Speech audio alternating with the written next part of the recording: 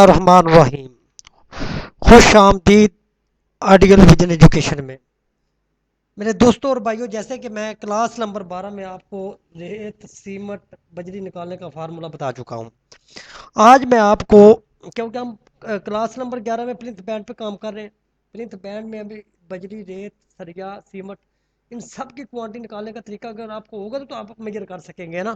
تو اسی لیے میں نے ابھی وہ چیزیں بتا دی ہیں. اب اسٹیل کی کوانٹٹی سریا کو میجرمنٹ نکالنے کے لیے جو فارمولا اور اس کا جو باربین ایکسٹروڈ بنایا جاتا ہے اس کے متعلق سب سے پہلے آپ کو فارمولا آنا چاہیے. اس کے بعد ایکسل پر آپ کو شیٹ بنانی آنی چاہیے.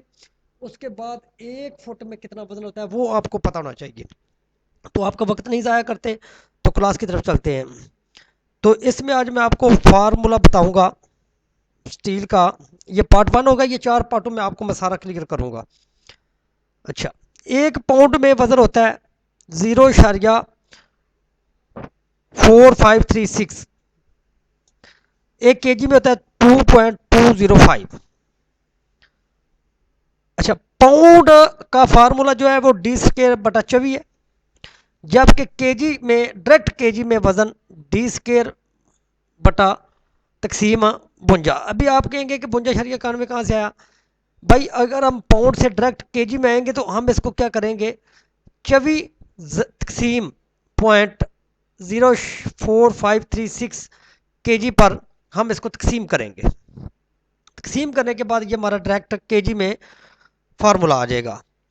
تو اس کلاس کے بعد اگر آپ کو فارمولے کی کسی جگہ پہ سمجھ نہ آئے تو یہ فارمولا یہ یوز ہوگا. اور اگلی کلاس میں آپ کو بتاؤں گا کہ 1 سوتر، 2 سوتر، 3 سوتر، 4 سوتر، 6 سوتر، 5 سوتر میں کس طریقے سے اس یونٹ کو استعمال کرتے ہیں پاؤنڈ کو، اور اس فارمولے کو کیسے استعمال کرتے ہیں، اور کے جی کے فارمولے کو کیسے استعمال کرتے ہیں. تو یہ انشاءاللہ میں نیکسٹ کلاس میں آپ کو بتاؤں گا.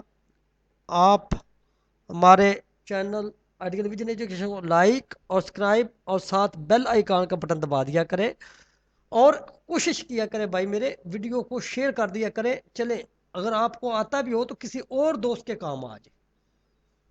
یہ ایک صدقہ جاریہ بھی ہوتا ہے کہ علم کو پھیلاؤ. تو علم کو پھیلانے کے لیے آپ اس کو مزید شیئر کر دیا کریں تاکہ کسی نہ کسی کے یہ فائدے میں کام آ جائے. تو اسی کے ساتھ میں اجازت چاہتا ہوں. اللہ حافظ. اگر آپ کو فارمولے کی نہ سمجھ آئی ہو تو آپ مجھے دوبارہ میسج کر سکتے ہیں، میں آپ کو پھر گائیڈ کر دوں گا. اللہ حافظ.